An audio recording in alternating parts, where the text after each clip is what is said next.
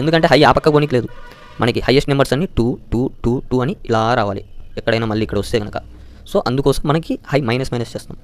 So మీరు ఇక్కడ చూసినట్టయితే ఇప్పుడు హై ఇక్కడ ఉంది, రైట్, అర్థమైంది అనుకుంటున్నాను. ఇప్పుడు మళ్ళీ ఇలా చేసిన తర్వాత ఇప్పుడు మళ్ళీ చెక్ చేస్తాం. మిడ్ ఇక్కడే ఉంటుంది, మిడ్లో ఇప్పుడు కొత్తగా స్వాప్ అయిన తర్వాత 1 ఉంది. 1 ఉన్నప్పుడు ఏం చేయాలి, జస్ట్ ముందు జరిపేయాలి మిడ్ని.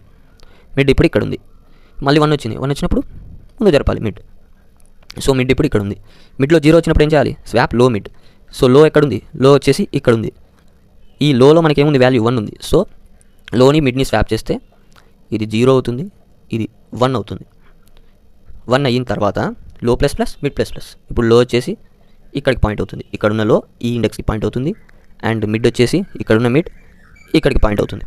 ఎప్పుడైతే మనకి మిడ్ అనేది లో హై కంటే తక్కువ లేదంటే సో అప్పుడు మనం దాంతో ఆపేయాలి. సో ఇప్పుడు మనం చూసినట్టయితే ఇక్కడ నీట్గా మనం ఒక్కసారి గమనించండి.